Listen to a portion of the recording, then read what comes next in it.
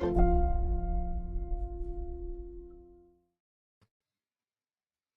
everyone.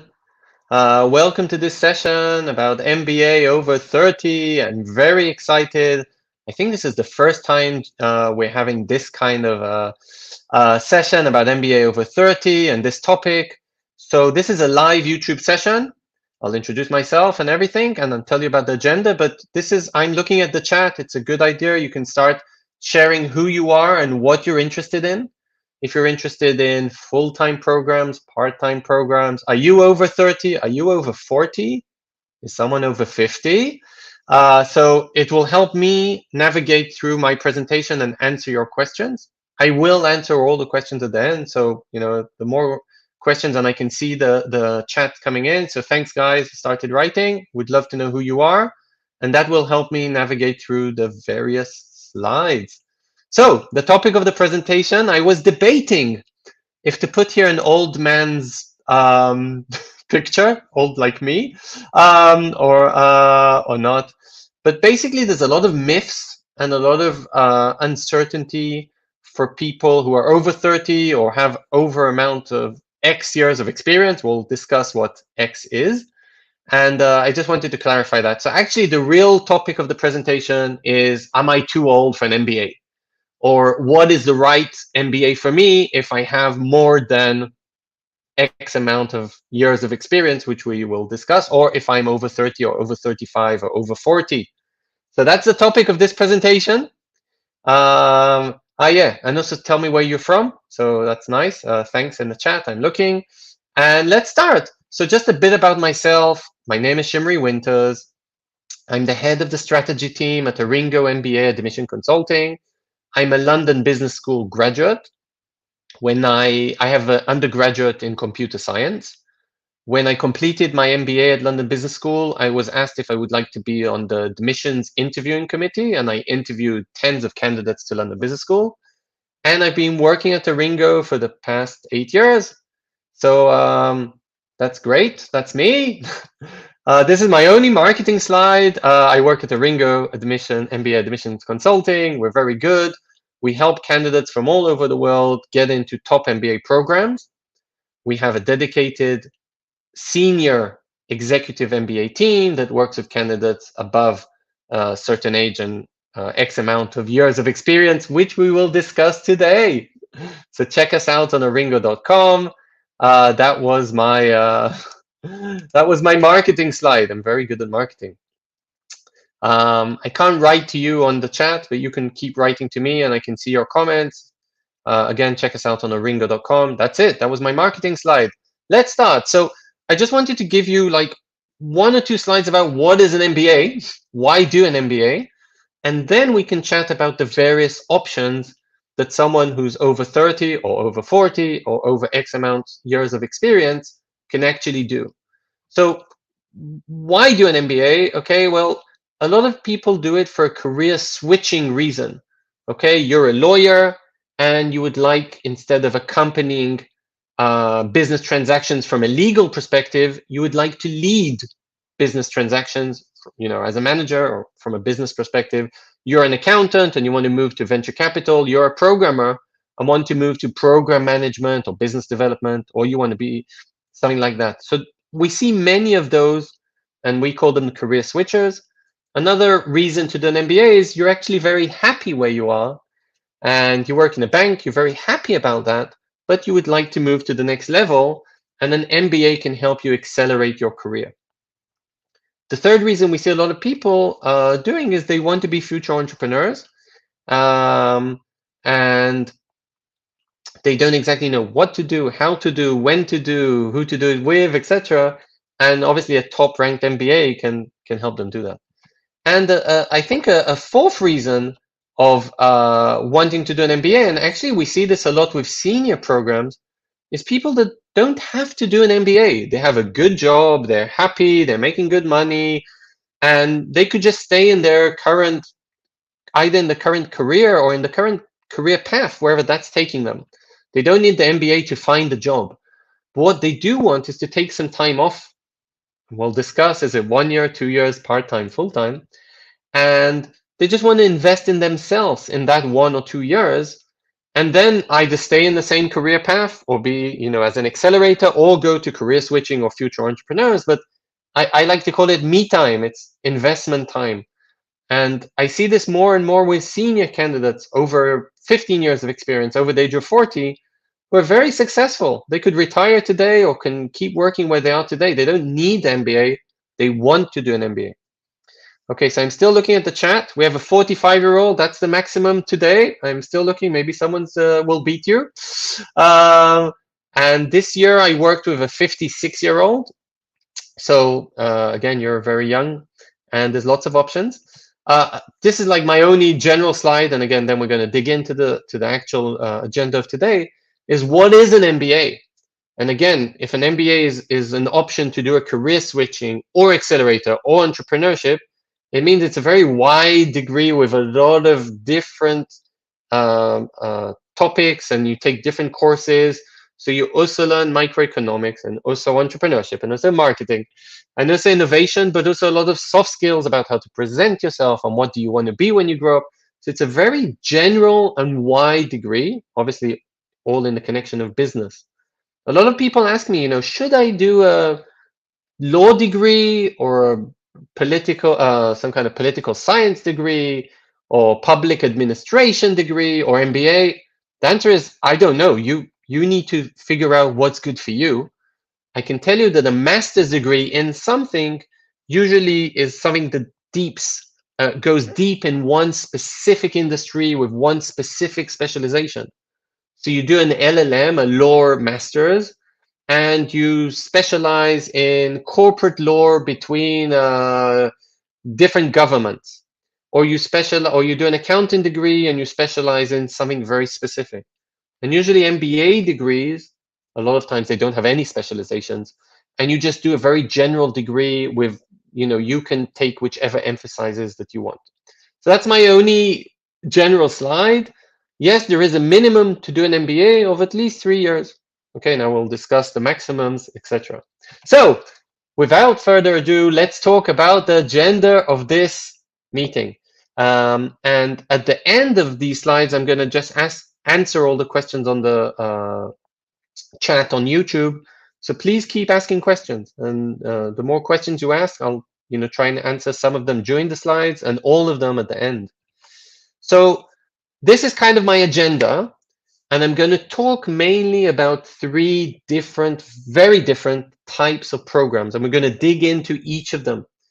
And the first one is an MBA, what I call a classic full-time top-ranked business school. Okay, I'm only discussing top-ranked schools in this presentation. MBA, and we'll discuss that. We'll also discuss what's the right age and maybe what the maximum age is to enroll in a full-time MBA program.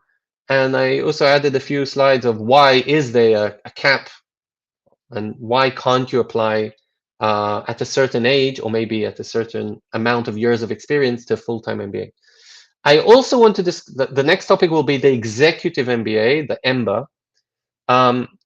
I have so many people calling me. I had one this morning that said, I want to talk about the executive program in MIT. And I was like, are we talking about an executive course, which MIT have a lot, executive education courses? Are we talking about a part-time executive MBA?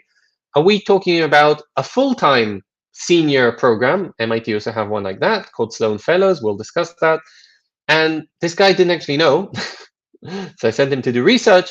And in the end, he was 31, but the best program for him was the regular full-time MBA. So we'll discuss all the various options. And again, this is our agenda.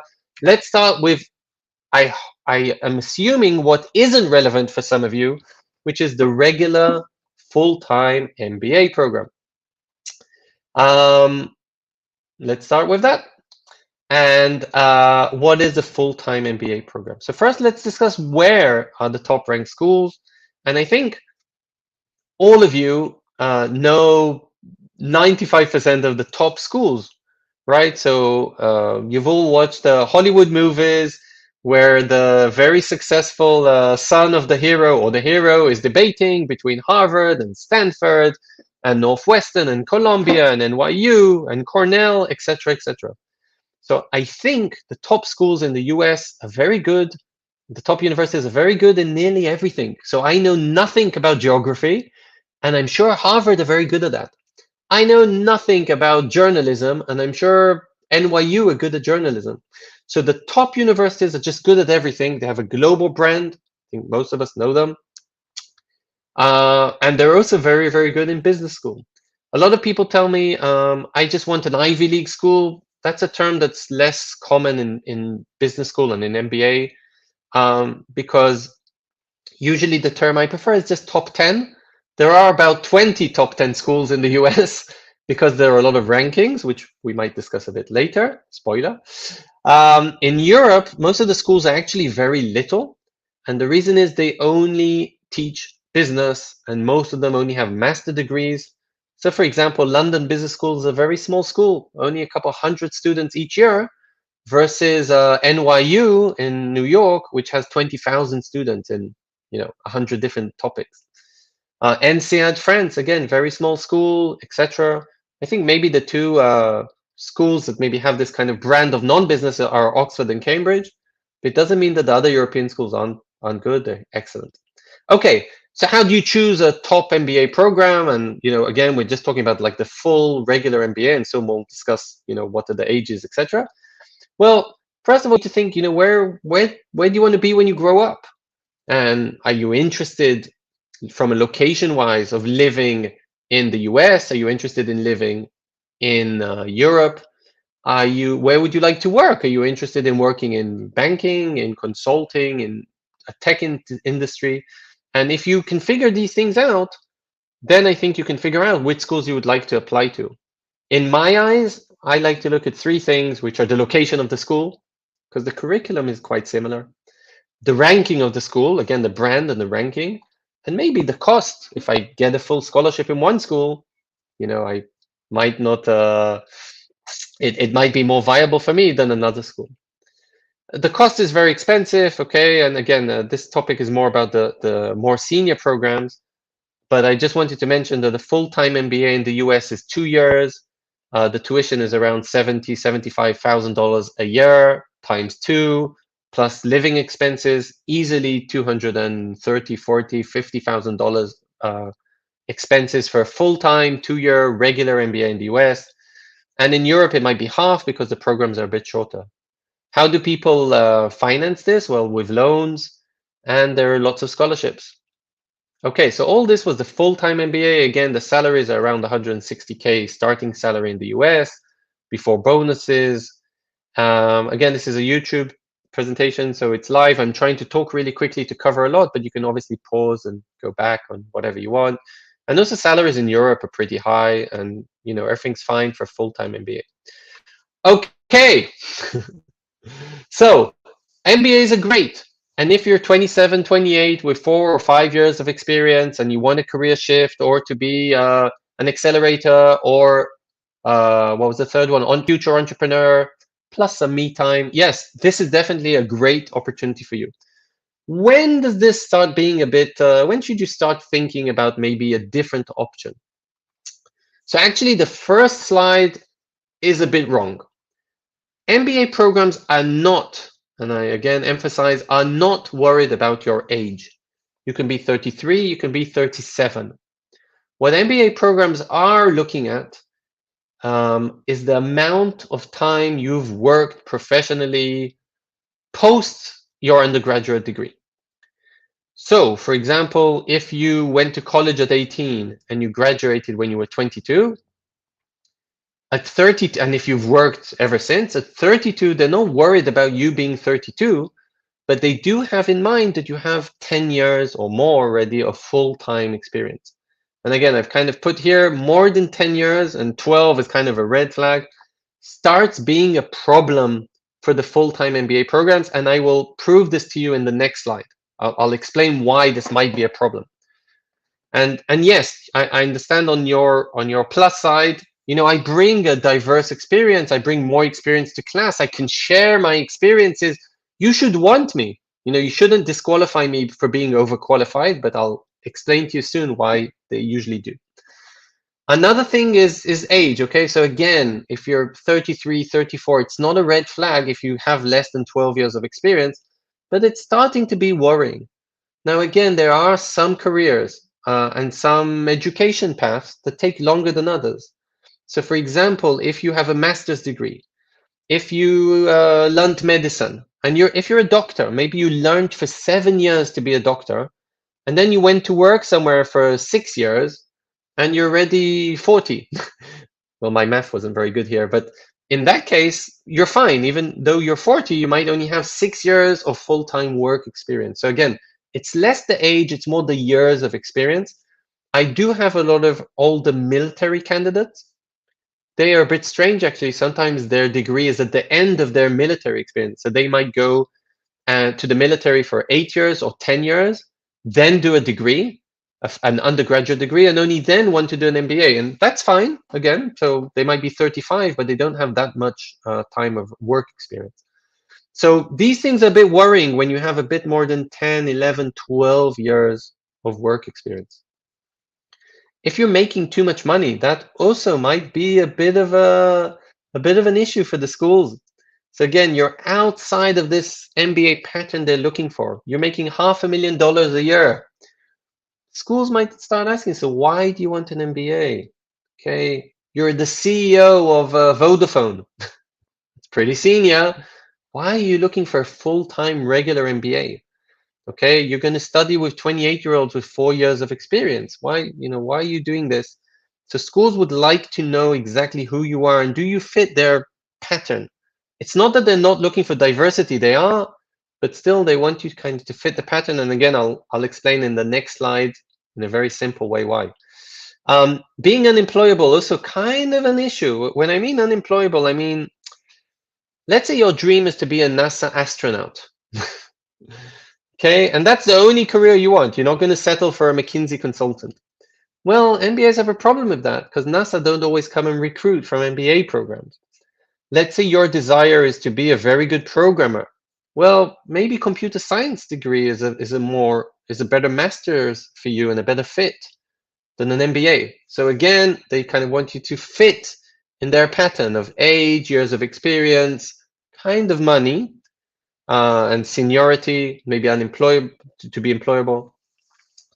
And one last thing, I just want you to remember, and again, a lot of people like register with me and start working and then kind of only realize in the middle of the process that the full-time MBA is full-time. You don't work throughout the degree. So in the US, it's a 2-year degree. You definitely work in the summer. You do a summer internship, but you don't work throughout the degree. So this is something very important. Of course, there's other factors which are nothing to do with age and experience.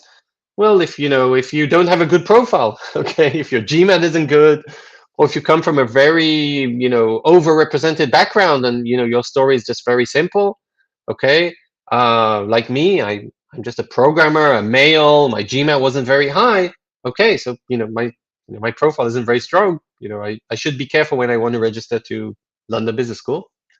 Or, if you don't know how to write a very appealing application. So all of these are regular things you should be aware of. Okay, so this was the full-time MBA degree. Now I'm going to kind of try and get some interaction from you. And I want to try and explain to you why all the things I showed in the previous slide, if you're a bit too old, if you're making a bit too much money, if you're a bit too senior, if you're in some kind of industry that usually MBAs aren't getting recruited from, why is this an issue for the top MBA program? So this is a little exercise for you. Let's say you're the dean of a top-ranked business school. I actually had here a top-ranked business school yesterday, but I decided I won't mention any names. What is the single most important thing to you? So again, you're the dean. You just got 10,000 applications in. And you need to think, what's the single thing you have in your mind? What are you interested in? And this is for the chat. You can start writing. We'll ignore this in the Q&A. What do you think the dean of a very big business school is interested in?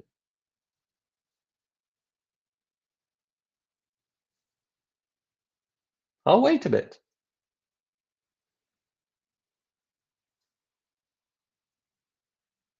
Again, you're the dean of a top business school. What are you interested in? You're talking to your board of directors. They're only discussing one thing. Okay, we have some answers here. So you're looking for leadership and employability. That's nice. Making sure students get employed. Okay. Reputation. I like that. So these are good things, and they all sum up to kind of the same thing. So I'm going to start giving you some ideas, and you tell me what you think is interesting. So diversity, getting really great professors, brand of the school, money. Maybe I want to get great donors. Okay, so all these are less important. There's one thing the dean of a very important business school is interested in, one. And if this thing happens well, he'll get a fat bonus. If this thing doesn't happen very well, he'll get fired. One thing. Good. There's already two correct answers. I'm trying not to say them. Okay, so the one thing is, I'll give you another 5 seconds. I think you can start understanding the answers. Okay, ranking.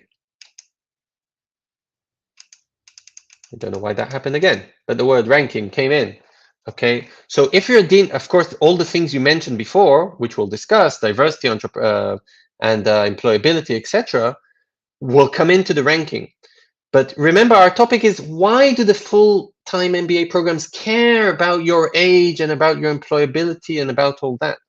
And now let's look what goes into the ranking, and I think that will explain very well why they have this, set. I know it's a bit like of these horses which stand like this and can only see straight, and that's why they have these patterns. And if you come and you're 43 with 20 years of experience, you won't be able to get into Harvard full-time MBA.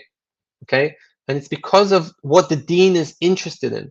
So I copied here the Financial Times ranking categories, and the Financial Times is actually the one that focuses the least on what I'm going to show you. So you'll see the US rankings are even more tough in the same way.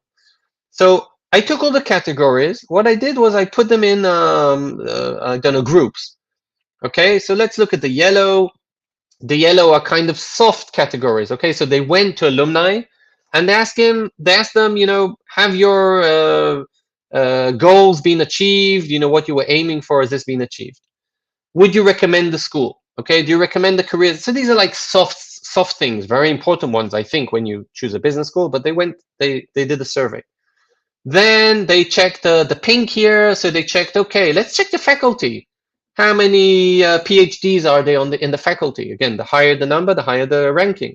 How many articles did they publish? Then they checked internationalism. Okay, so how many international students are there? How many international faculty are they? How many languages do your students speak? So things about internationalism. In green, I put diversity, specifically here of women, but there's one or two other categories that we can add to diversity. And the blue one is money, of course. So how many of the students, what is the percentage of the students that were, of the alumni, the graduates who found a job after 3 months, how much money did they make, what was their salary increase, etc. So let's look at the various weight that there is on each of these topics, and I think this will help you make the point and will help clarify why business schools have these patterns and they're afraid to give admission to someone beyond the pattern. So if I look at this internationalism, and again, the Financial Times ranking gives a very big weight to internationalism. And if you follow the Financial Times MBA ranking, you will see that a school like INSEAD or London Business School are in the top places, or HEC Paris, because these schools have a 90% international student body, right? So 90% of the students in INSEAD are not French. 90% of the students at London Business School are not British.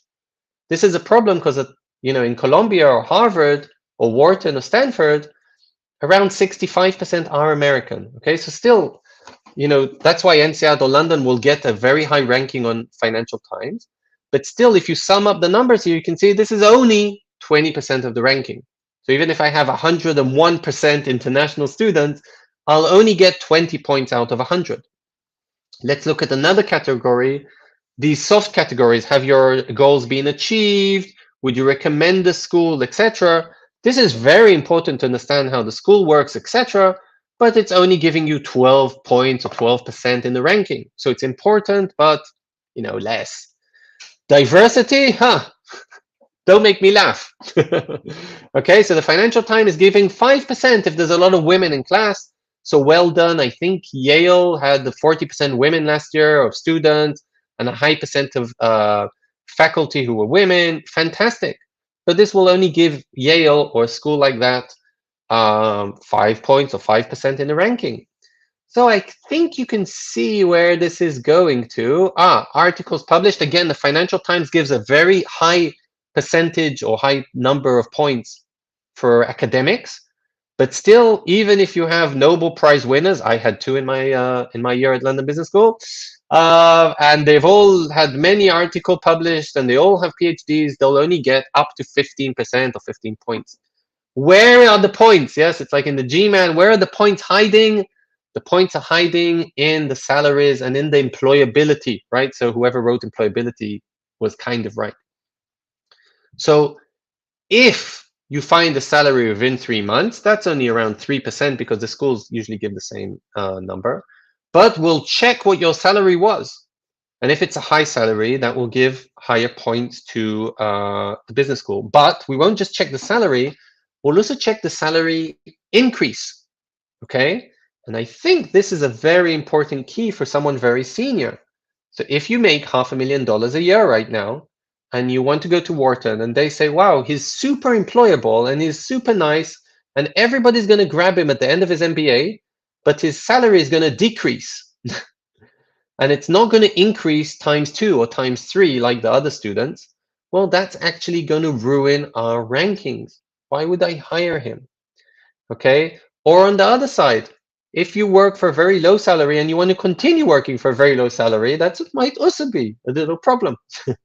Or if you're not interested in your career progress because you're already the CEO and there isn't the next level of career progress, you're the CEO, that might be an issue for the schools because it's going to hurt them in the ranking. So this, I was just trying to show you why the schools have this pattern of someone who's at the beginning of their the post-MBA first job will be some kind of junior middle management. Okay, and I'll give you an example at EY. I think you start at or Deloitte or a big accounting firm. You start as an analyst or maybe a junior analyst and an analyst and a senior analyst, or maybe in a consulting firm, then a junior consultant, senior consultant, principal, whatever, partner. And again, though, the MBAs will have in their mind that post-MBA, you go in as a consultant. So if you're 1 or 2 levels below this, it's fine. If you're today a consultant, that's okay as well. If you're a senior principal or if you're a partner, this is a huge problem. Okay, and let's look at the companies who came to recruit. This is from London Business School from 2 years ago, and I think you'll find a very, very similar similar brands and similar companies coming to recruit from all top MBA programs.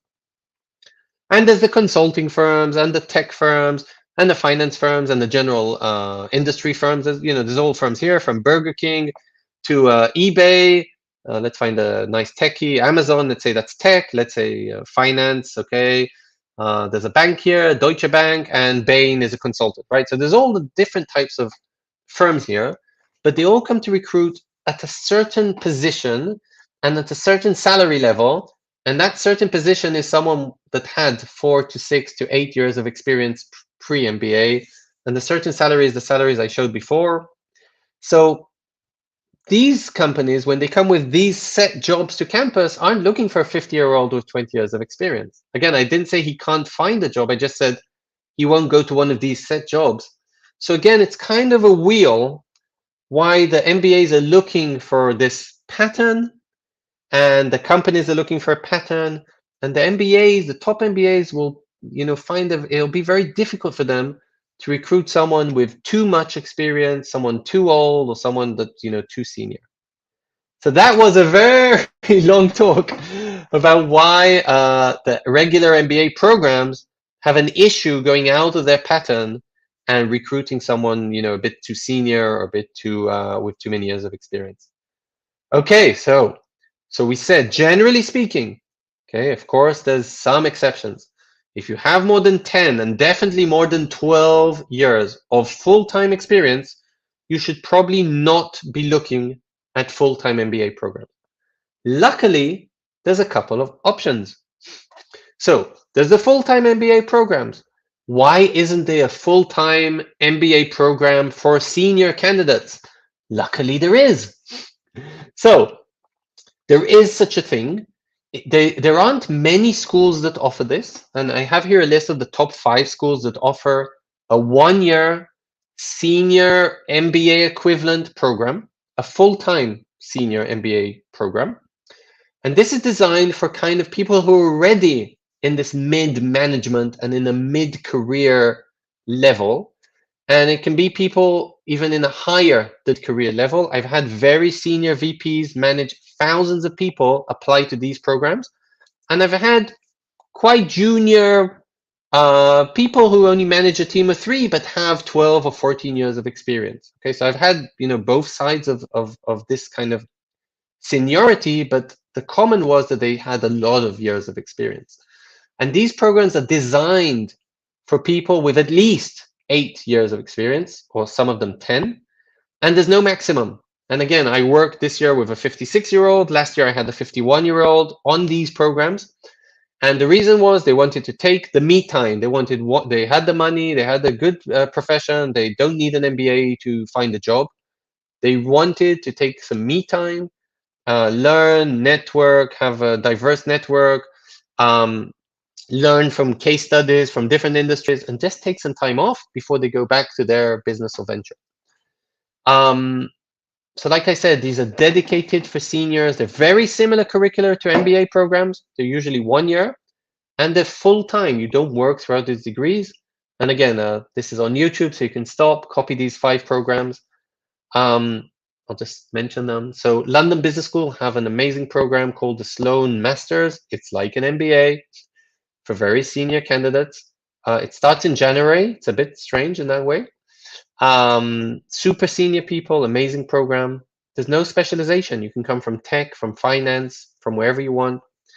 Stanford also have a 1-year program. Sometimes it's referred to as a 1-year MBA, but it's called MSX. That's the name of the program. And again, the rest of the programs I think will start around June. 1-year programs, and you're in Stanford, Silicon Valley, amazing. MIT have a program, 1-year program, minimum 10 years of experience, minimum. So again, if you're 33 and you have 9.5 years, you need to decide, am I applying quickly to the full-time MBA? And I'll be a bit old and a bit senior, but they'll still consider me. Maybe I wait a bit and I apply to the more senior program. Okay, again, it's not necessarily better. The one isn't a junior and a senior in terms of one is less good and one is better. Depends what's best for you. But at some stage, you just won't be able to apply to the full-time, and then you can to the regular full-time, then you need to apply to these senior programs. There's 2 other programs. One is in USC in LA, great program, great university, a lot of tech, entrepreneurship, 1-year program. And in Seattle, there's the Foster Business School, part of the Washington University, and they have a program called GEMBA, Global Executive MBA. It's a full-time 1-year program. It was actually paused this year. They've restructured it. Amazing. Lots of tech in Seattle. Obviously, Amazon and Microsoft are headquartered there, as well as Boeing and Starbucks. So that's a great option as well. And these are at least 5 good options. Again, there's different things which I'll try and show, but these are 5 good full-time options. Okay, you can keep asking questions on the blog, on the chat, and I'll answer them. I will actually address something here. Someone asked about Europe. So are European programs any different than US ones? I have to admit that the European programs are a bit easier with the age, but they're not any easier with the years of experience. So if you're 34 or 35 with 9, maybe 10 years of experience, yes, you can still apply to European programs. If you pass the 12 years of full-time experience, you're just wasting your time. okay, with the full-time MBA program. So this was the full-time senior programs. Again, these programs cost a lot of money, but they're 1 year. Okay, so they cost between $100,000 and $140,000 per year tuition plus expenses. A lot of the applicants are sponsored. Depends which program exactly. I remember in the Seattle program, most of the applicants are sponsored. At Stanford, most of the applicants aren't sponsored. So it really depends which program. Sponsored mean your workplace will pay for you and then you'll go back to the workplace. Very important, there aren't many scholarships. Unlike the full-time MBA program, which they all have scholarships, and it might be the same business school, okay? So let's look at MIT or London Business School or Stanford that have many, many, many scholarships and fellowships and financial need base and diversity base and million types of scholarships. These senior programs don't have many. And I think the logic is obvious. You're senior. You've made it, okay? If we have scholarship money, we'll fund the 26-year-old and the 27-year-old and not you, okay? And if you don't have money because you worked maybe in a country or in an industry that just doesn't reward you very highly, you can take a loan, unlike the 26 or 27-year-old. And you have savings, unlike the 26 or 27-year-old. So that's the logic. Again, I have many calls of people saying, I really would like to learn in these full-time senior programs, but I want 100% scholarship. That's just not going to happen. Okay, not in the top schools. So you need to think, can you afford this program? And we come to a touchy subject. So in the full-time MBA, I didn't even go over it. It's obvious that you need a GMAT. In these executive MBA, the full-time executive senior MBAs, I need to think about a name for them. In theory, you need a GMAT or a GRE. There's another test called executive assessment.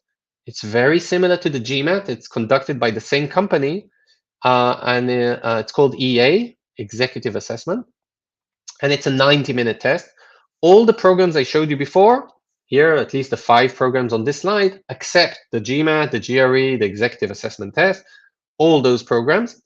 Some of them were offering this year, due to COVID, some kind of GMAT waiver on the base-to-base, on a case-to-case, or for everyone, depends exactly which school. I can tell you that except Stanford, all the other schools did offer some kind of GMAT waiver. No one knows what will happen in 2023 and 2024. If you want to apply to all the programs, I suggest you try and take the GMAT or the EA, which might be a bit easier because, again, it's a shorter exam.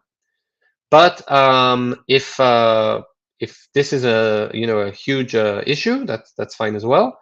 There might be some of these again, talk to me after the presentation, and there might be some of these programs that offer some kind of GMAT waiver or exemption from the exam completely or on a case-to-case basis. So there might be some waivers here. That's, I think, optimistic. How do you choose between these programs? Again, it's very, very individual.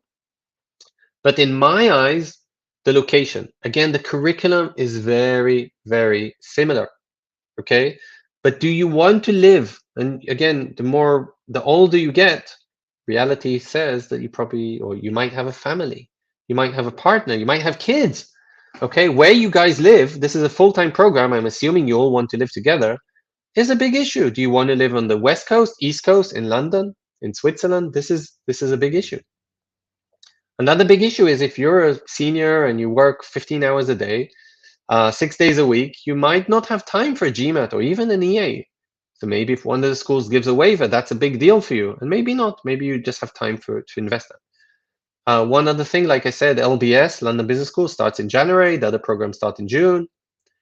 And again, maybe you have your thoughts about the school brand. Maybe you've never heard of MIT. Maybe you have. Although the 5 schools I showed you are all top 20 MBA programs. By the way, when you look at the brand, it's very hard to find a ranking to these dedicated programs for seniors. But I would look at the regular MBA ranking, okay? Because if MIT regular MBA is a good rank, it's ranked high, and it is, well, this will actually influence the stigma and the ranking and the branding of the senior program of the MIT Sloan Fellows. So don't look for rankings for these 5 programs. It's only 5. Just look at the brand of the school as a whole. Class profile, you can look at that. Some of these programs, the class is a bit older, some is a bit younger, etc.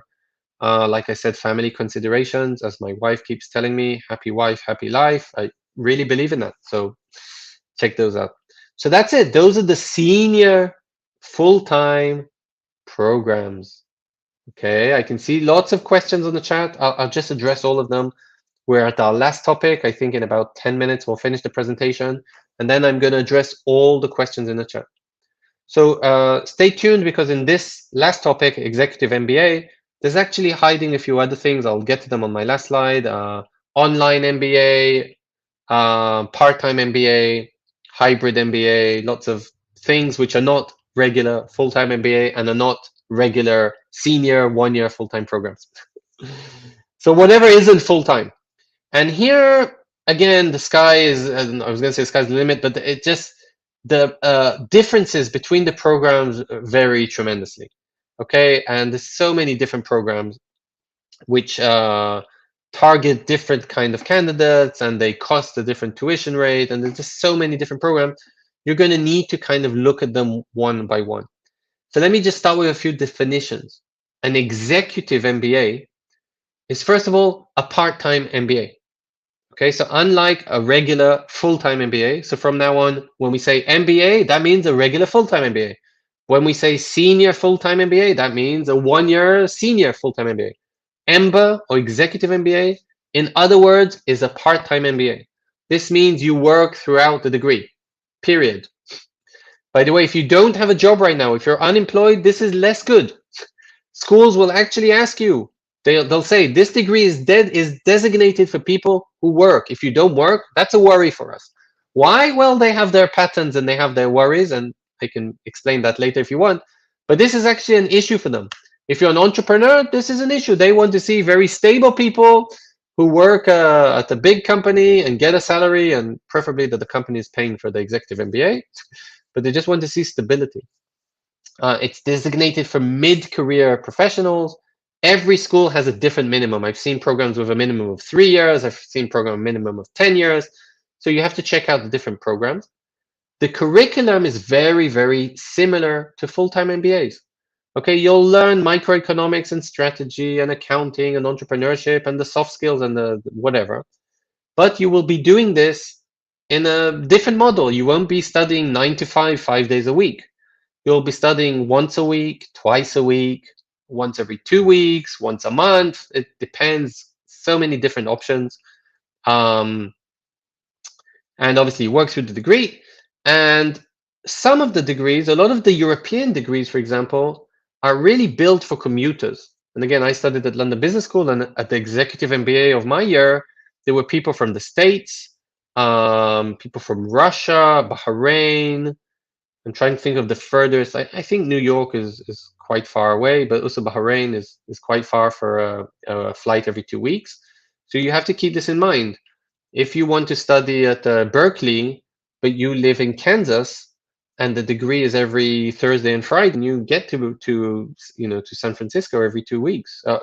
Twice a week. So I think this is something you need to think about. Popular MBA programs, again, there are so many. It's hard for me to go through them. If you, again, check out our website, aringo.com, you'll see a very nice menu called EMBA, and I think the first or the second sub-menu will say top executive MBA programs. So you'll see lots, and you'll see them in the US and in Europe, etc. Funnily enough, or not funny enough, it's the same programs that you saw in the full-time MBA. So if you saw MIT or Columbia or NYU or Yale or Northwestern Kellogg or Chicago Booth, these are the top programs at the executive MBAs as well. Same with London Business School, INSEAD, HEC, IESE, Oxford, Cambridge in Europe. Same in Asia. Again, most of the top business schools will offer executive MBAs, and they will be ranked very well. What can we consider? Okay, wait. I'll just tell you that now I'm showing you another subset of executive MBAs. There's a trend of something called global executive MBAs. This is amazing. It's very similar curriculum to the Executive MBA, which is a very similar curriculum to the Full-time MBA. But the structure of these programs is a bit different. It will sometimes be a couple of universities which are combining together the program, or a university that has some kind of agreement with another university, or maybe another campus somewhere. And it will give more of a global experience, an international experience. But again, the curriculum is very similar. This will be usually structured for commuters, and a lot of the classes might be in different countries and even different continents. I was going to say areas of the world, different continents. For example, the first example here, EMBA Global, is a joint program for London Business School, Columbia University, and Hong Kong University. And you actually get a degree from these programs, and you do a couple of days each month on a different campus in a different continent. Same with the Triumph program, which is a NYU, London School of Economics, and HEC Paris. So again, you have London, Paris, New York, and there's some other global MBA programs here. Again, for this sake of this discussion, I'm just going to call them EMBA programs, but yes, there are also global EMBA programs. So the tuition is very, very expensive. Again, I started here at 100K. I'm sure there's EMBA programs that cost a tenth of this. Depends, where you're located and local executive MBAs. But I only looked at the top 10 executive MBA programs. I'm not sure which is the most expensive one. I think Columbia last year that I looked was around 210, but maybe a bit more, $1,000 for the degree. Very expensive. I'm going to jump to my, keep in mind, scholarships. Very, very few. Until last year at London Business School, there was one scholarship each year for executive MBAs for one woman. I actually worked with two women last year, and they together with another woman won the scholarship together. So London Business School decided to split up. This wasn't a good thing, because instead of getting, I think it was 50% tuition, each of them got a third of 50% tuition. So they're very, I think there's one more executive MBA scholarship these days at London Business School. So wow, there's two, unlike their full-time MBA scholarships where there's hundreds. So there's very, very few scholarships. It costs a lot of money. Again, I didn't do percentages. I'm just going to lie and say 50% of the students are sponsored by their employer. Again, I don't know this percentage, and I'm sure it changes from school to school, but there is a high percentage of students who are sponsored. This can be partially sponsored, fully sponsored, but it's very important that the employer gives you the time, especially if the program is on Thursdays and Fridays, or is a global MBA which requires travel, or even just an MBA which is far away.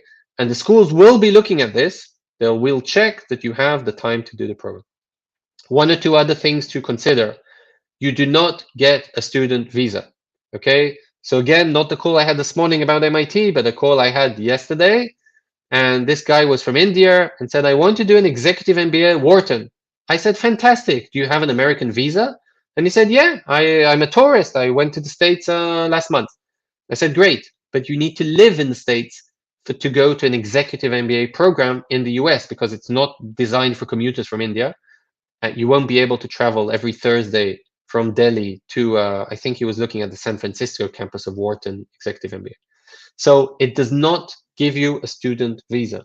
You have to live where you're living today, or get a visa from your employer to go and, for example, live in London to study at London Business School, or you have to take into consideration the commuting.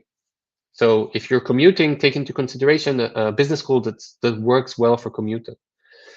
Some of the programs do not require GMAT or an EA. This is amazing news. It's mainly some of the US programs. I never understand why. I think it's quite random why MIT has a GMAT waiver and Chicago Booth doesn't, why Kellogg has a GMAT waiver and Columbia doesn't, but this is life. So some just, it's not even a GMAT waiver. It's not a requirement to have a GMAT for some of these schools. So take that into consideration. All the European schools do require a GMAT or an EA, but NCAD, HEC Paris, Triumph, ESE have an internal test. So this can also act as a GMAT waiver or equivalent. So there's different options to get a GMAT waiver if you're interested. Yes, all the top MBAs have executive MBAs, except of Harvard and Stanford. So if you call me after this conversation, please don't say, and I want a Harvard Executive MBA, because there's no such thing. Harvard have executive courses, a course of a week or 2 or 4 or 6, and they have a full-time MBA. But if you're 40 years old, you don't have an option of a full-time degree or a business degree at Harvard. This is not such an option. And one word about ranking, there are executive MBA rankings. Although when I look at the school's ranking, I usually look at the full-time MBA ranking, because a full-time MBA is much bigger. There's many more students, there's many more alumni from the full-time, and that will be my, my network afterwards. And I think the brand of the school is what's important. So I'm less concerned if MIT Executive MBA is ranked 4 or 5, but if the full-time MBA is ranked 3 in most of the rankings, yeah, that's a good school. Okay, I just put here, like, so we're nearly there. 5 minutes, we're finishing, and then I'll ask questions. You can ask questions. I'll answer them. I put here, like, there's other types of kind of MBAs which are part-time. Okay, so if you're a senior, you can definitely go to, and go to an executive MBA. You might want to check out other options as well. By the way, these options are usually not dedicated for senior candidates, but they will accept anyone. So there's a part-time MBA. They're very flexible. They might accept a 26-year-old and a 56-year-old. And their only minimum years of experience is 2 or 3, and maybe the only requirement is that you have a job throughout the MBA, and of course a GMAT, and that you pay the fee, etc. So there's like a part-time MBA. It's actually quite similar to the executive MBA in terms of the curriculum and in terms of the structure, but it's less, the candidates will be probably a bit more junior.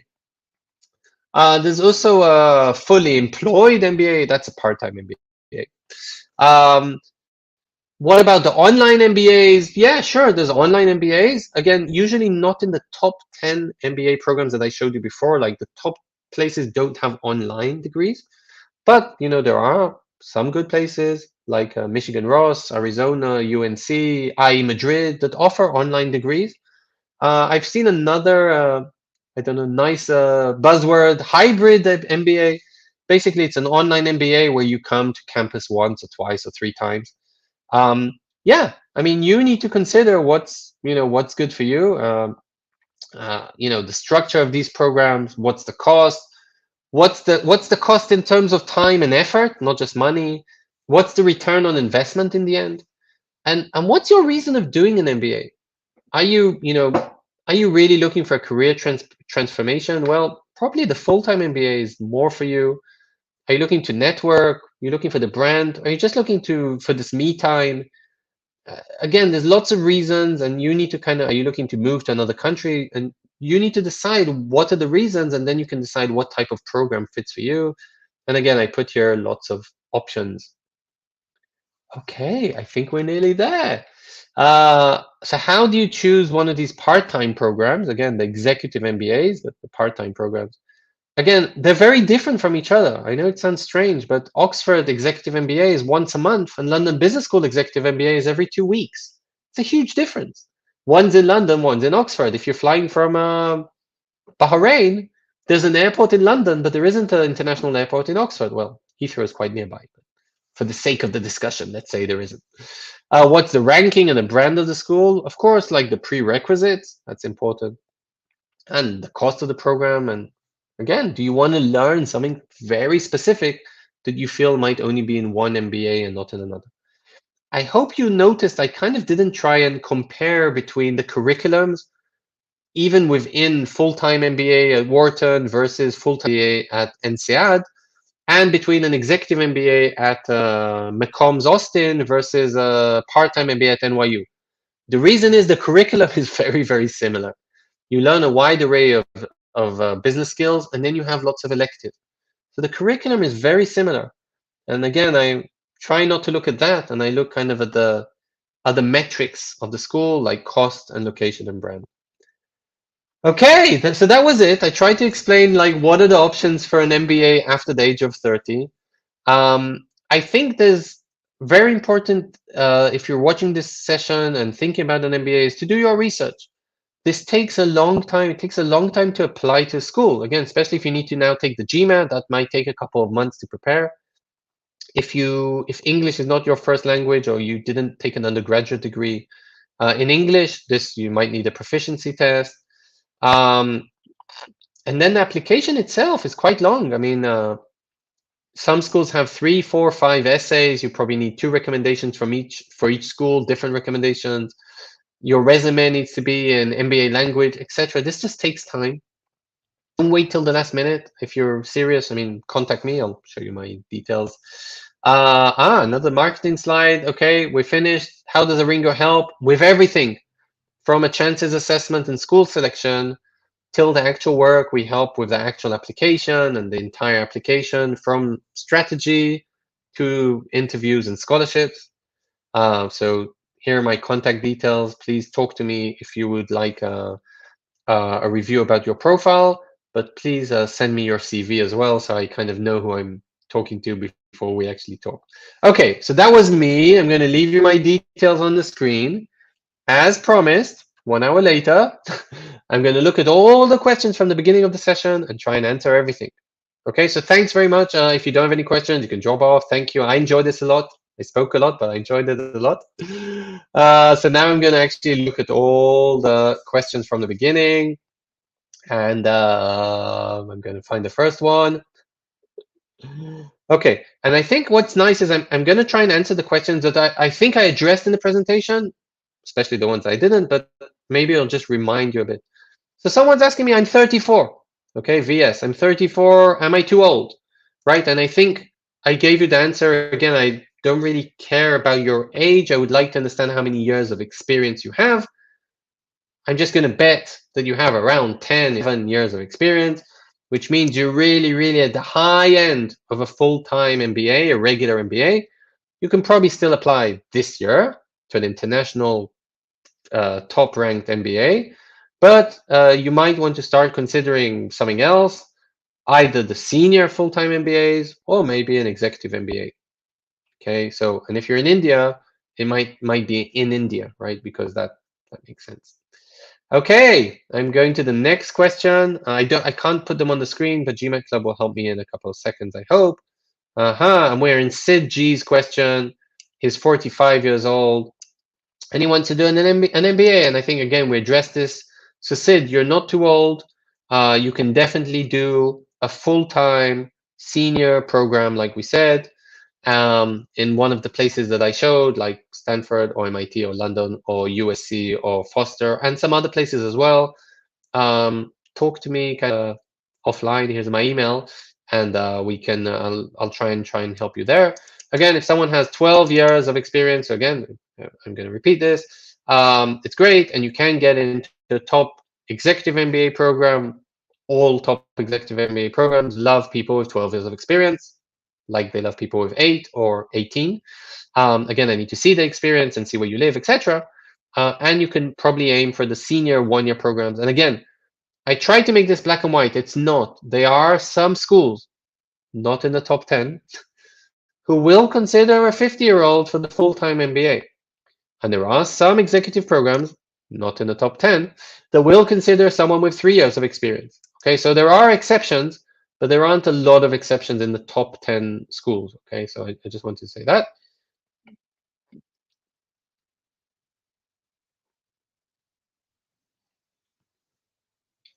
Okay, I love veterans. I love military candidates. We actually work with a lot. And again, not sure what's best for you. Well, in your case, I'm assuming you were in the military most of your life. I'm assuming you want a full-time MBA to do a transition. Again, if you have around 8 years of experience, just go, or even up to 10, just go for the regular full-time MBAs. You should be fine. But if it's very important for you to do maybe 1 year in the US, you could probably look at the senior programs as well. So you're what I call borderline and can apply to everything, but definitely I would consider a full-time program. So either the senior one or the regular MBAs. Here's a very good degree, a very good example of Praveen, who's 32 and only, yes, with my nice air quotes, has 7 years of experience. And this shows you exactly that age is not an issue. Okay, because there's some 32-year-olds with 10 years of experience and with 11 and with 7. So you have 7 years of experience and you're targeting top 15 schools in the US. In terms of the age, no problem at all. In terms of your experience, no problem at all. I had last year a 37-year-old get into Kellogg and into Wharton. Okay, and the way he did it, or the way we did it, was that he actually had 2 master degrees and he kind of started his professional life at 28. Okay, and he had just he was on the very high end of everything, but again, he had less than 10 years of experience, or definitely less than 12, and he really explained why he wanted a full-time MBA program for a career transition, and that worked.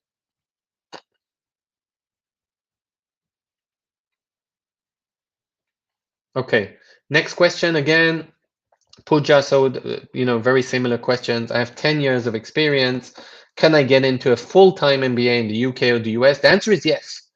Okay, so the answer is definitely there are a lot of programs, or all the programs will look at your application if you have 10 years of experience, or even 10 and a half or 11. You are getting to the borderline of like the senior programs who really don't like candidates with more than 12. But it's good. Okay, so that was Pooja, and I'm continuing again. GMAT Club are helping us to show some of the questions, but we can't show all of them. And sorry in advance, I can't show them. Again, for people with 10 years of experience, full-time MBA in the US, is it a better option than 2-year MBA in the US? Well, again, it's a very, very individualistic question. Generally speaking, let's talk about a different scenario. Let's talk about someone with 8 years. Should he wait 3 more years and go to a senior program, or should he go now to a full-time program? Okay. And again, the answer is individual.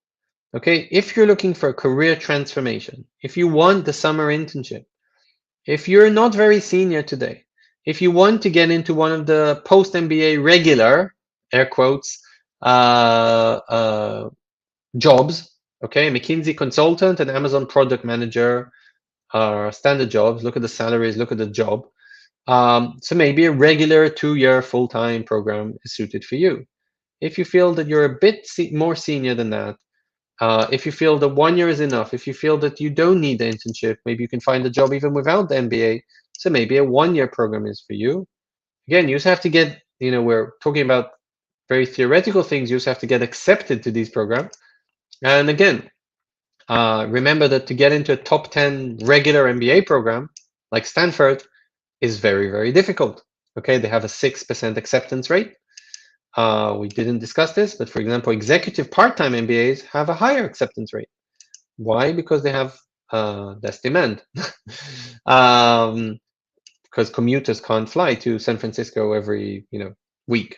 So there's reasons for this as well. And we also need to look at your profile and actually see where we think you can get into. Okay, because a full-time regular MBA will require a very high GMAT, and a senior program might require a lower GMAT because they look more at your work experience. So again, it's a very individual question. Sorry, I'm throwing out a lot of information. I don't know. Watch me in half the speed if it's too much information. Again, I love another army question. So thanks, Shiv. Great that you can see it on the screen. Great, 20 years of experience. Okay, I love that. And you have an IIT degree. Fantastic. So again, you can't go to a regular MBA, okay, in the US. It's just not going to happen.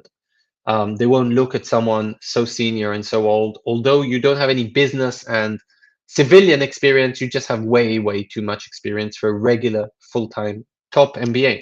Again, you can go to maybe a lower ranked MBA, but not to a top MBA.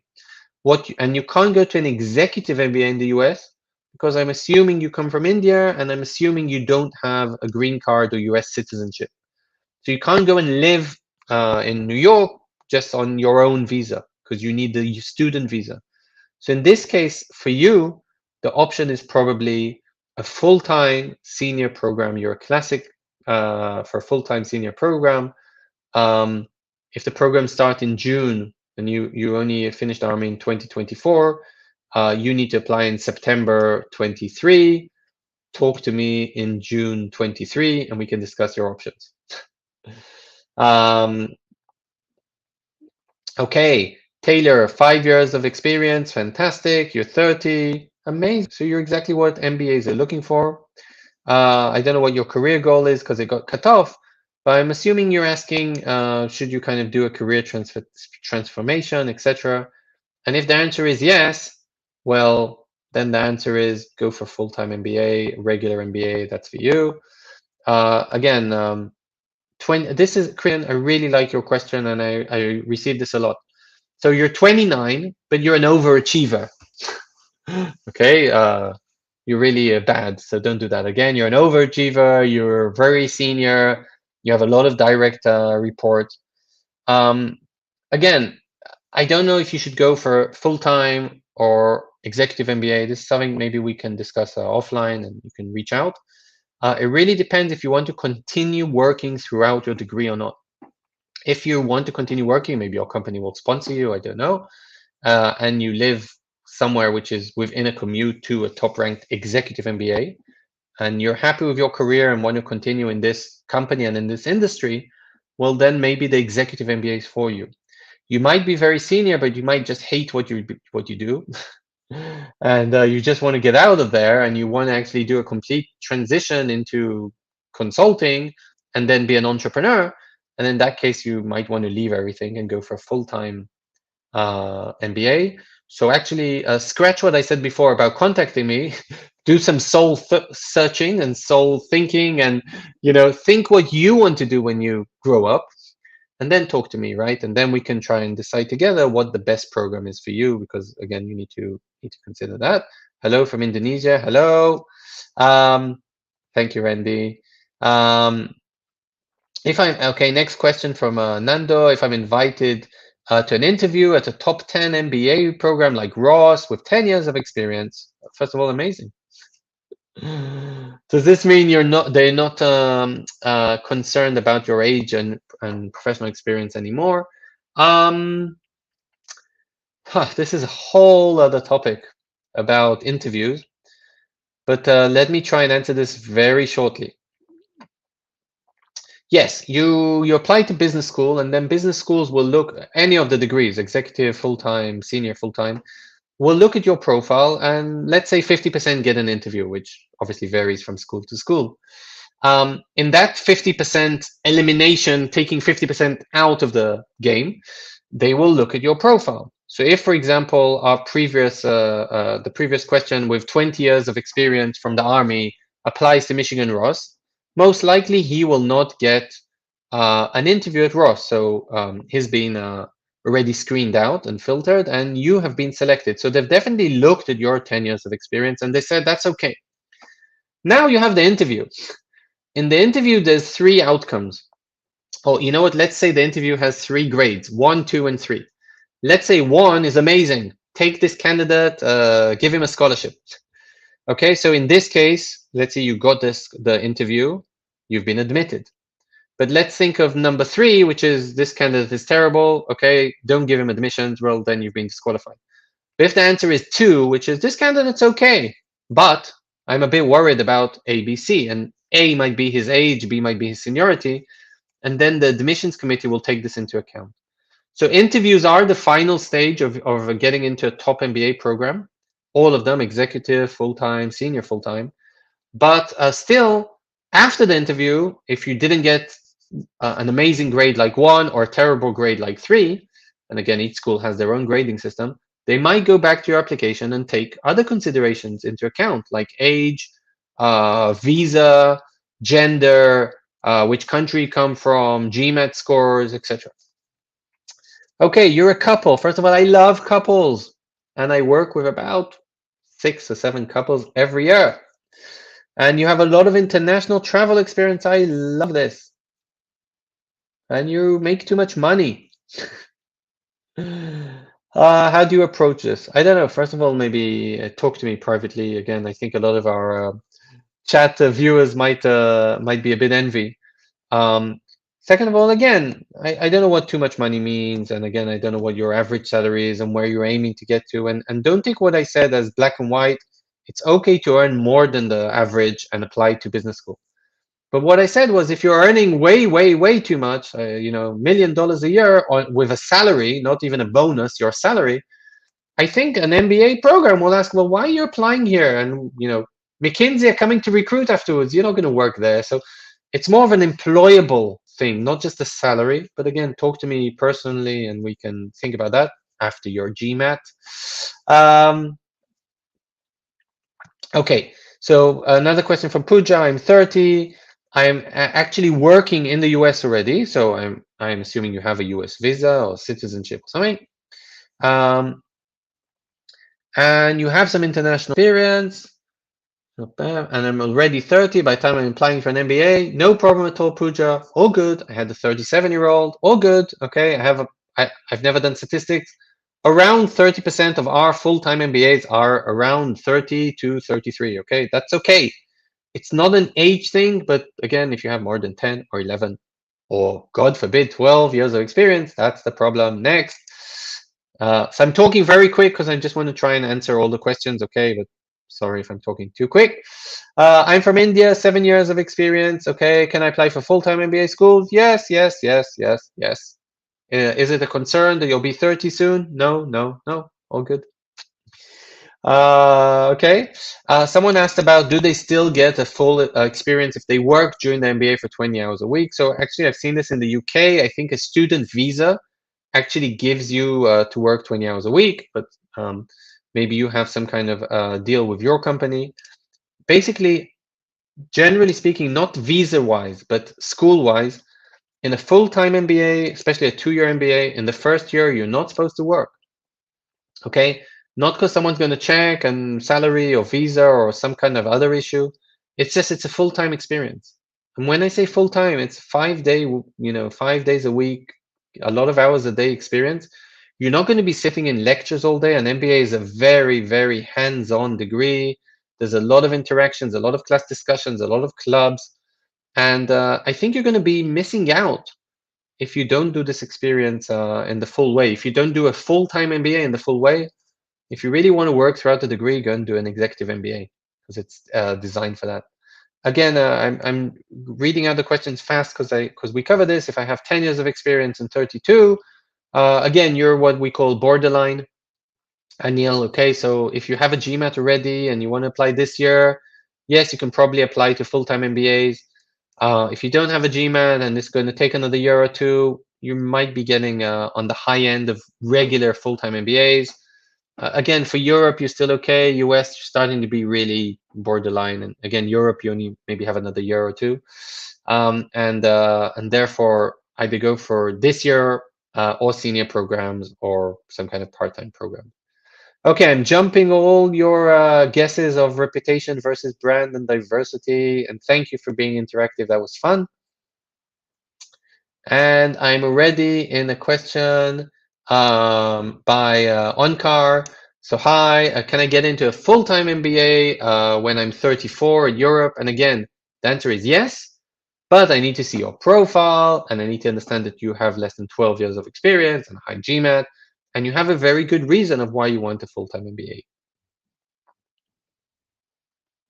Okay, thank you, Vipin, for your question. A person having 4 months of work experience as a manager at EY, so 6 months and 6 years in total, but you have 4 months of, I suppose, managerial experience, and you're managing a team of 8. Is this a red flag? This seems to me like an amazing flag. I don't know, green, green, green, green, go, go, go.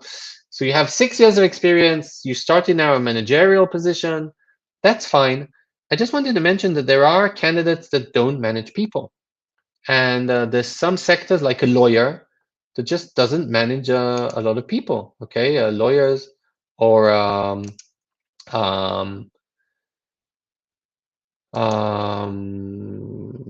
engineers. Okay, so some questions don't have a lot of people, so that's absolutely fine. And they don't have a lot of managerial experience, and that's fine. So don't worry about that too much. Okay. Right. Next question here. How do we see? Something popped on my screen. And sorry. A lot of the questions are kind of similar, so I'm going to rush through them. So if you've asked, I'm 34, can I apply to a full-time degree? I'm kind of skipping that because I think you know the answer. If you have less than 12 years of experience, yes. If not, it's starting to be an issue. But here's a very good question from Happy Group.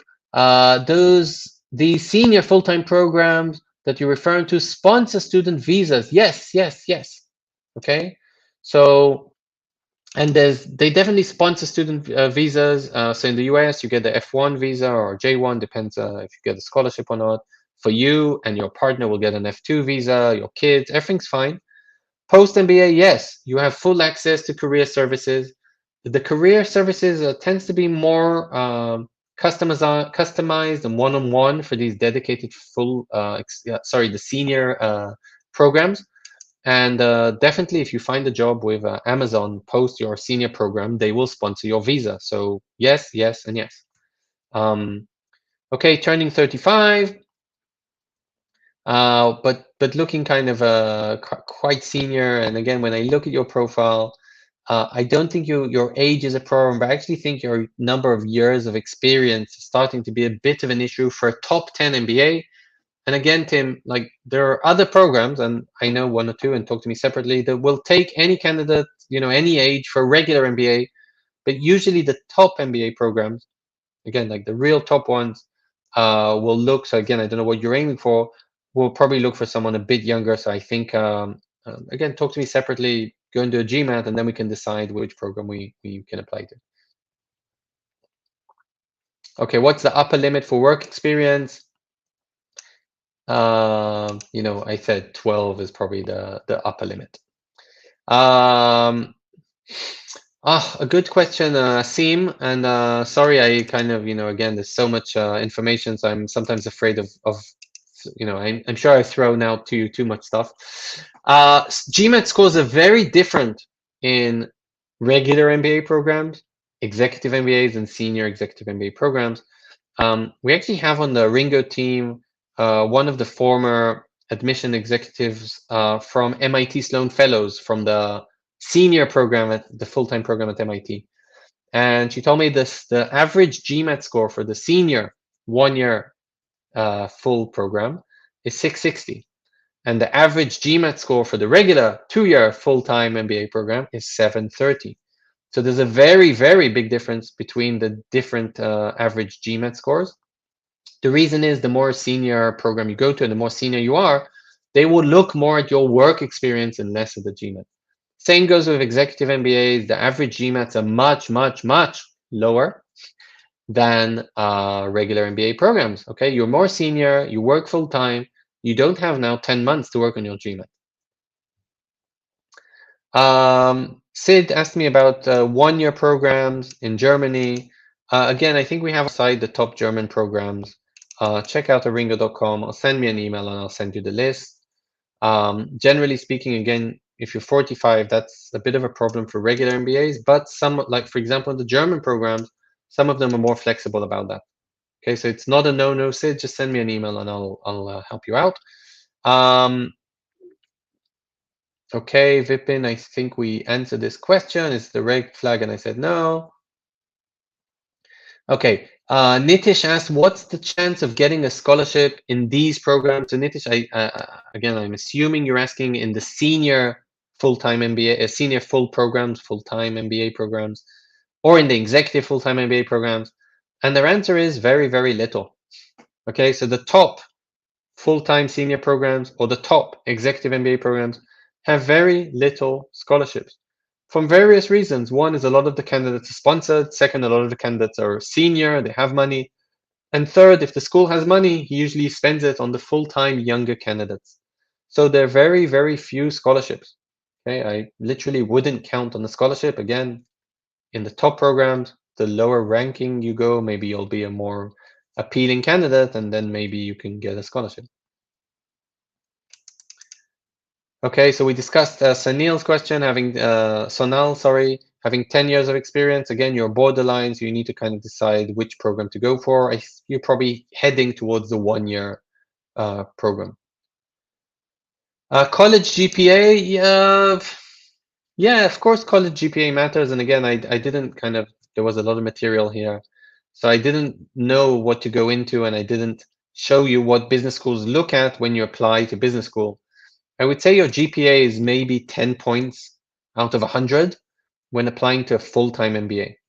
When applying to a non-full-time MBA, for example, Executive MBA, it's closer to non-existent than to 10%. Okay, so I don't want to say it's zero, but it's very, very, very few points on what your GPA was if you have 12 years of experience since and good experience. By the way, I really thank you. Lots of great questions. Okay, so thank you so much. I'm trying to run through them, not to miss anyone, but great questions. Okay, can I talk more about 1-year programs versus 2-year programs? So this is regarding 2-year regular MBA. So again, if you have less than 12 years of experience, you still might be able to go to a 1-year program. This has nothing to do with seniority. It's just to do with the programs. All the programs in Europe are either 1 to 1.5 years. Okay, so INSEAD, IE Madrid, Oxford, Cambridge are 1-year programs. HEC Paris, ES Barcelona, London Business School are 1.5 years, versus 98% of the top ranked MBA programs in the US, which are 2 years. What are the differences? Check out my YouTube video, European versus US programs, and you'll see. But the big difference is the summer internship, where in the 2-year program you have an internship, and in the 1 year usually you don't, or you have it after the 1 year. And that's a big difference. A big difference is again more me time or less me time. The 1-year programs are very tight, very intense. You have to be you have to know in advance kind of where you want to get at the end of the degree. And the 2 years have a bit more time. Okay, someone's asking, I won't mention your name, can we hide our experience if we have more than 10 years? Well, yeah, you can hide your experience, you can lie, you can say you're the CEO of Coca-Cola. Um, but there's a facts check when you get into schools. And again, it really depends what you're trying to hide. So there's some things you can hide. And again, it's not to lie, right? It's just not to say everything. So let's say I've had candidates, you know what, even young candidates that had 8 internships. And I said, you know what, this isn't important. You are 1 week in an intern at Burger King, it's less important. Okay. So yes, there's some things that you don't have to mention on your CV. Again, if you're 40 and you're trying to hide 15 years of experience, and okay, and the way you hide it is you show a big gap in your CV, that's not good as well. Okay, because business schools don't like big gaps in your CV. So let's try and be honest and just find the best program for you. If someone is 33 and has 5 years of experience, fantastic. Like we said, that's a great example of being a bit older, but having the right amount of years of experience for full-time MBA, a regular full-time. Okay, Sud here is asking 16 years of experience. I want to do an MBA related to strategy. Great. I strongly suggest not going for regular MBA programs because they will look suspiciously at your 16 years of experience, and therefore try and go for one of the senior programs or for part-time MBA. Okay. Pooja, I think I answered your question, but let me just look at it again. 10 years of experience in HR, that's good. Interested in 1 year full-time MBA program, that's fantastic. You can get admissions. I remember your question. You can get admissions. I worked with a great Indian HR female candidate last year who wanted to go to the US for 1 year. She had 8 or 9 years of experience, and we went for Cornell 1 year MBA program, which was very good because she was also in the hospitality industry, and they're very good at that. I worked with a 31-year-old with 8 years of experience this year who got into USC IBER, the 1 year MBA at USC for seniors. Yeah, you have options. Okay, talk to me later. I'll send you a list, or look at our site, 1 year MBAs. You'll see. Okay, so I can see where you were repeating the questions because I wasn't answering them. Vipin, I hope I answered you. Rohit is asking, I'm 32, 8 years. Can I apply to INSEAD? Fantastic, apply to INSEAD. No problem at all. You're exactly on what they're looking for. 8 years of experience. Fantastic. They don't care about your age. Pierre, you have 36. You don't have 36 years of experience. You are 36. You have 14 years of experience. The full-time MBA programs, you can definitely get into some, but probably not into the top 10 MBA programs. Okay, so I won't mention the name, but I was speaking to a program before who's still recruiting for 2022 and even giving GMAT waivers. But this is a program who's ranked around 50 and is based in Boston. Okay, so if you want to study in Boston in a top 50 program, this is a regular program, you can. But if you want to study in Boston at Harvard, no, you're probably a bit too old with 14 years of experience. And therefore, if you want to be in Boston but only in a top school, you might want to look at MIT Sloan Fellows, which is a senior program. This is a YouTube session, so just go back and I showed some senior pro here and you can buzz through those. So Luke or Lux or whatever your name is, I'm sorry, Lux14. Yes, you're right. You're 32 with 8 years of experience. You're kind of in the middle of everything. And I agree. I speak to many 32-year-olds with just under 10 years. And it's not just that you're in the middle of everything. You're starting to get too senior for the full-time MBA. So it's kind of, if you go for regular full-time MBA, it's kind of this year or next year. And if not, then you can go for the senior programs or the executive MBA. So I think that's your decision. Do I want to study next year? And if yes, do I want to study in Europe or in the US? And if yes, take the GMAT and talk to me quickly. But if not, then we have these other options as well. Okay. Scotter 11. Yeah. So how do employers look at the executive MBA? It's a very good question, and it's just very individual. So remember, 50% of the students are sponsored. They're anyway working, so they, and I'm assuming you're looking at a executive MBA and asking how would a new employer look at it, and it's all how you play. And MBA programs and business schools are platforms. It's all what you make out of it, how you go to career services and ask them to help you get a good job at the end. Employers are fine with executive MBAs, but again, it's all about what you do.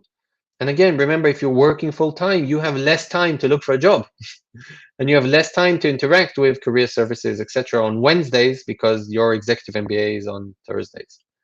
So that's the main problem for executive MBAs. But again, it's fine. And I've seen a lot of executive MBAs put in their CV MBA or in LinkedIn MBA.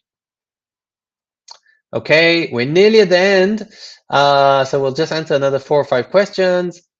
Happy Roop, thank you for your question. Canada, 9 years of experience. Look on aringo.com. We have all the top Canadian schools. With 9 years of experience, you can apply to all of them. McGill, Rotman, Sauder, Schule. Just apply to all of them. You're absolutely fine. Again, if you have the other criteria of work experience, GMAT, etc. Pooja, thank you as well. Sia2806. I love that nickname. 10 years of experience. Again, we've answered it. You can get into MBA programs, but you need to kind of get into them now. Okay. We didn't discuss master programs. Well, I kind of had one slide about it at the beginning. I have to admit that these masters that you're mentioning, or maybe the master in analytics, is usually a master for people with less work experience, usually like up to 2 or 3 years of experience, like a master in management degree, which is a pre-MBA master's. So you need to look at each master's. For example, master in finance, some schools say it's for beginners, for people with less experience, and some are looking for people with 10 years of experience or even more. So master's degrees are very different than MBAs, but you should be fine with 10 years. And again, you should be fine with MBA programs as well. So if you look at the London Business School, for example, they have an MBA, which you can apply to, and they have a master in finance, which you can apply to. You can't apply to both. Schools won't allow that. So you need to decide what you're looking for. I can give you a few tips. Master in finance. You want to continue in finance. You want to take a lot of finance courses and very advanced ones, and you want to find a job in finance. MBA, very wide array of degree of courses and skill sets and various career options, which won't necessarily be the finance investor that you might be looking for. So again, it really depends what you're looking for, which degree, and again, which career options. A lot more questions. Very good in these questions. Okay, Shiv, thanks. Good. Okay. So this is a very good question, Shiv. Shiv is asking about the Tech MBA, so NYU, Stern, and Cornell Tech, IE Madrid, and Foster, Washington. All four have Tech MBA programs. There's one more to come. There's some masters which are very similar. They're usually 1-year programs, but they're kind of similar to the full-time MBAs. And if you have more than 12 years of experience, this is getting a bit of a worry. And the main reason is that the recruiting companies that come to these tech MBAs, for example, Amazon, recruit many of these for product management roles. And if you're too senior, that might be an issue for them. But if you're bang on with what they're looking for, up to 10 or 12, and again, they might be a bit open to receiving someone with 15 years of experience.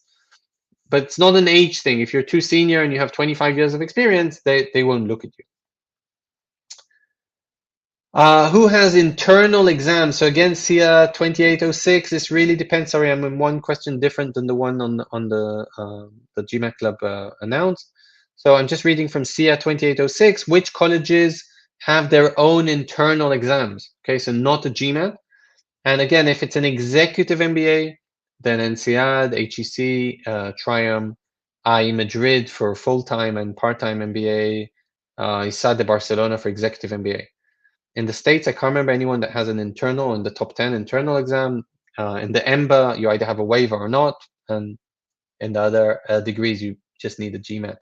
Okay, and with this fancy green question now, will teach us afterwards. How did he do this green one? Very nice. I love the color. I'm 29, 8 years of experience, digital marketing. That's great. GMAT 680, fantastic. All good. Talk to me. Let's apply to top MBA programs, maybe in round 1. I don't know if in this year, in last round, we can discuss that. But bang on, 8 years of experience is great. Okay, guys, even 9 and 10 years of experience. Don't worry about this. It's fine. It's on the high side, but it's within what the school is looking for. More than 10, a bit of an orange flag, but still what the school is okay with. More than 12, a bit of a red flag. Okay, but okay, 8 years, absolutely fine. Okay, I think questions on finishing, so we will continue a bit longer. I can go all night, it's fine. Okay, so Anurag, great, thanks. 28. You were involved 5 years in farming before pursuing your degree, and then went back to farming. Fine. What do you do? Can you do an MBA? Yes. So again, I've seen a lot of people who have a different career. They didn't go at 18 to college. Okay, for example, they went to the army for a couple of years, or they did something else. They went to travel, they went farming, or worked in a family business for a few years. No problem with that. And then they took the degree. And I've even seen people like 30 who are just completing now their undergraduate degree, but they have 8 years of experience of something. They're just completing now the undergraduate degree, and then they can go straight away to the MBA because they have their work experience. By the way, in the MBA programs, the regular full-time MBA programs, you might see they ask how many years of full-time work experience post your undergraduate degree you have. And for someone like you, that a lot of your experience is before your degree, you just answer it differently. You just, you say, I have 6 years of full-time experience, although it's not exactly post undergraduate. Okay, specific question. Happy Ram, yes, you're 30, 7 years of experience. No problem at all. Just go for a regular MBA option. Okay. You want to do a career shift? Don't worry about that. That's what MBAs are for career shift. Okay. What about executive MBA career opportunities? So again, executive MBAs have career opportunities.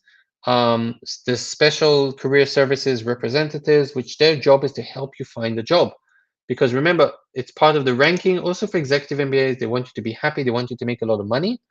So there's very good career opportunities. They're less set like the full-time MBA. So the full-time MBA is, let's say, a 2-year MBA. You start in September, and in November, you already go and interview for your summer internship.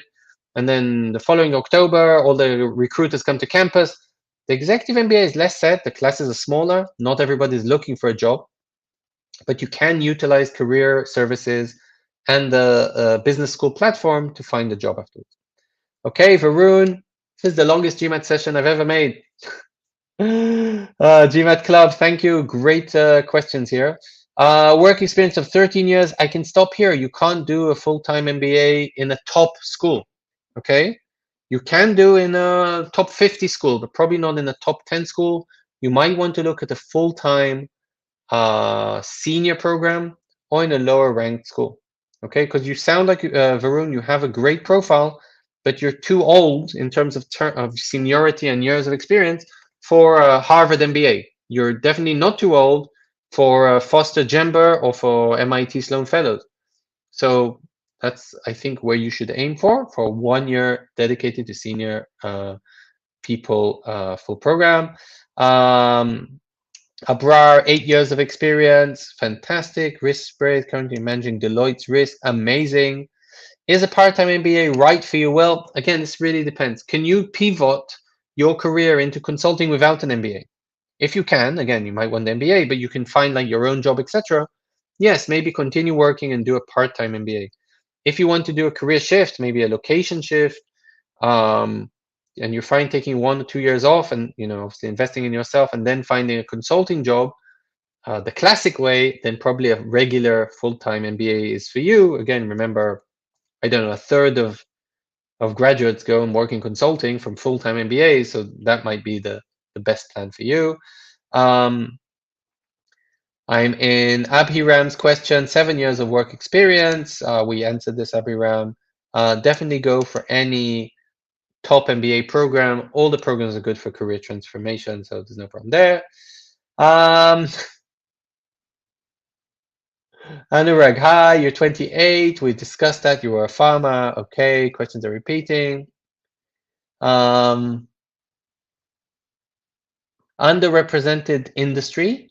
Okay, and you have, so I'm in Adele Lau's question, 10 years of experience in an underrepresented industry.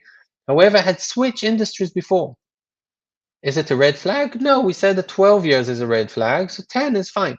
Okay, and you can explain, maybe you switch industries, that's why you're not that senior because you had to do a change, and you have your reasons to doing an MBA, you're fine.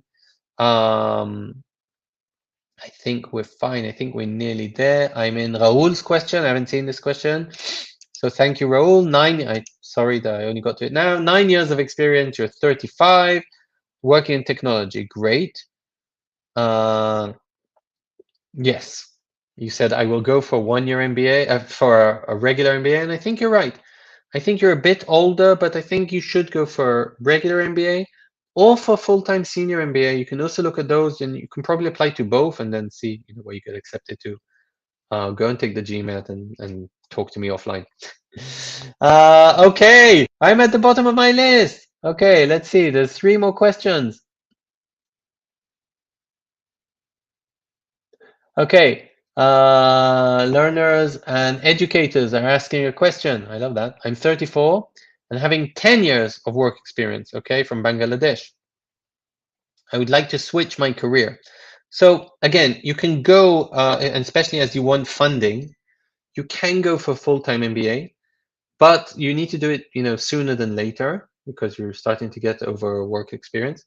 And again, no one said you only have to go to top 2 school. You can also go to a school that's ranked 20 or 30 or 40.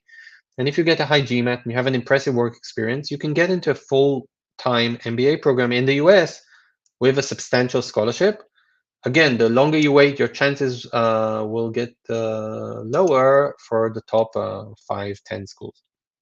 5 years experience, no problem at all. For EMBA, it just depends on the so 5 years experience is fine. It just depends which EMBA. Some EMBAs will look for 6 years plus. Some EMBAs will look for 2+ years of managerial experience. Some don't care. So I just don't know anything about you. I need to know which industry you work in which EMBA you're aiming for, which territory, who you are, where you come from. So send me a private email and we'll take it from there. The 2-year gap, yeah, that's an issue, but we need to solve it. Okay, we're gonna have to finish. So you keep asking questions. I'm gonna answer a couple more, but I think we're finished. 11, I'm gonna just answer them very, very shortly. 11 years of experience. Is it okay for regular MBA? It's on the very, very borderline. So I don't really know what to tell you. If you're applying this year, yes. Next year, starting to be too late.